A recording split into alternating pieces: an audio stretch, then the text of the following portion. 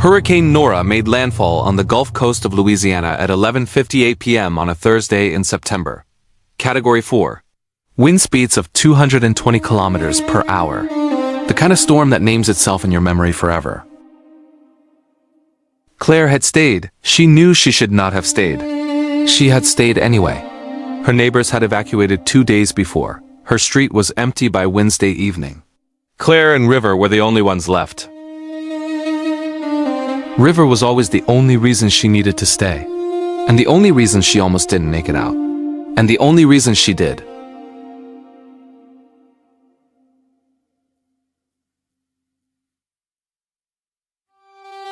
Claire was 32 years old, a marine wildlife photographer based in Houma, Louisiana. She had spent 11 years chasing storms for her work, not from stupidity, from the particular courage of someone who has learned that the most extraordinary images live at the edge of the extraordinary. She had photographed 4 hurricanes from the outside. She had never been inside one. River had been her dog for 4 years, a golden retriever, large, amber gold, with the particular energy of a dog who was born to run on beaches. He had been in every storm with her. He was her field partner. He was the one who knew. Before she did, when it was time to leave, she did not listen to him this time. She would not make that mistake again. He was the one who knew before she did, when it was time to leave. She did not listen to him this time. She would not make that mistake again. The plan had been to photograph the storm's approach and leave before landfall. Hurricane Nora accelerated. In the 6 hours before landfall, she intensified from Category 3 to Category 4. The window Claire had counted on closed faster than any forecast had predicted. At 9 p.m., she tried to leave. Her truck made it 4 blocks before the water on the road was axle deep and rising. She turned back. At 10 p.m. the wind began. Not a wind, the wind. The kind that has no analogy in ordinary experience. The sound alone was physical, a sustained roar that pressed against the walls and the eardrums simultaneously. River pressed himself against Claire's legs and did not move. The radio said, storm surge expected 6 to 8 feet. She looked at the floor. She looked at the ceiling. The house was raised 4 feet above grade. 6 feet of surge meant 2 feet of water inside. 8 feet meant 4. She began to move.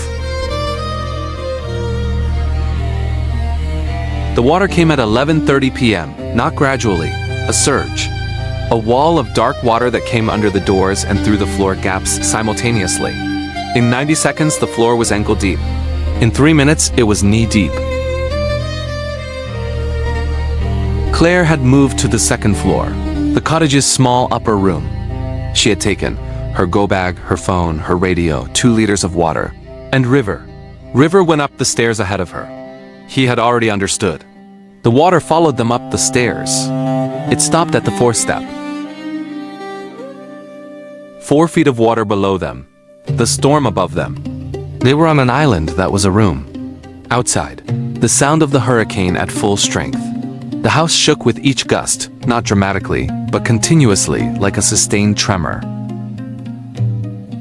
Something large hit the exterior wall, a sound like a car impact. The window on the south side cracked but did not break. Claire sat against the north wall. River sat between her and the cracked window. She had not asked him to do this. He simply went there and sat, facing the window. Between her and whatever came through it. The roof went at 1:17 a.m. Not all of it, a section of the southeast corner. The sound was catastrophic, a tearing, a crack, and then the roar of the storm pouring through the gap. Rain, wind, debris, entering the room where they were.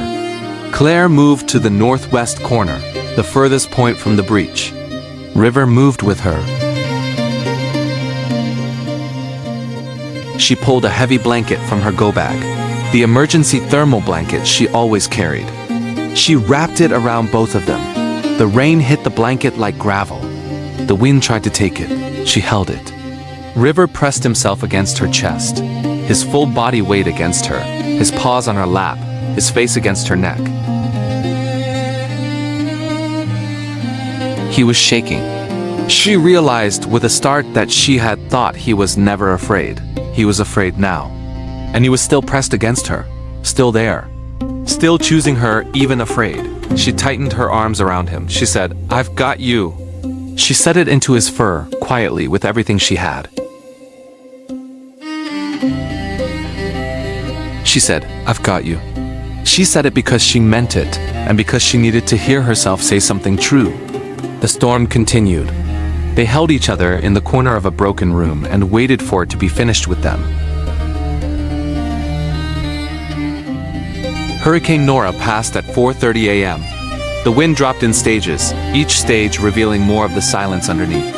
At 5 a.m., Claire heard only rain. At 5:30, she heard only the sound of water moving. She looked at River. He was looking at the breach.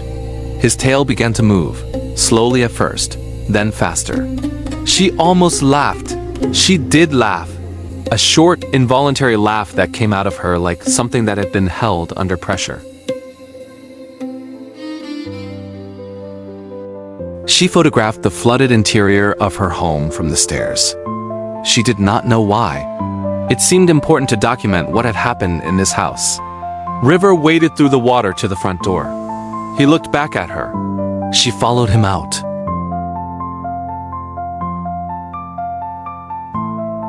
She had taken 47 photographs of the storm's aftermath in the 3 hours since dawn.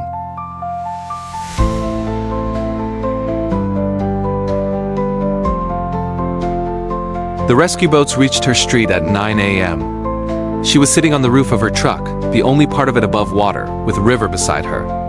She had her cameras around her neck. The rescue worker said, "Ma'am, are you all right?" She said, "Yes." "We're fine." He looked at River. River's tail was wagging. She said, "He's my partner." She says the best photograph she took that night was not of the storm. It was of River, sitting between her and the cracked window, facing it. She had taken it on her phone in the dark without thinking. She has never published it. It was not taken for publication. It was taken because she needed to remember what choosing looks like. When everything is dangerous and loud and you are afraid, and you choose anyway, and you go and sit between the person you love and the thing that might hurt them, and you face it.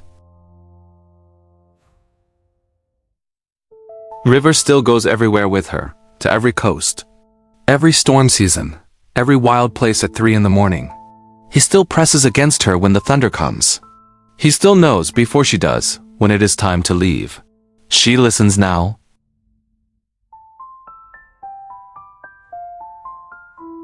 She listens now.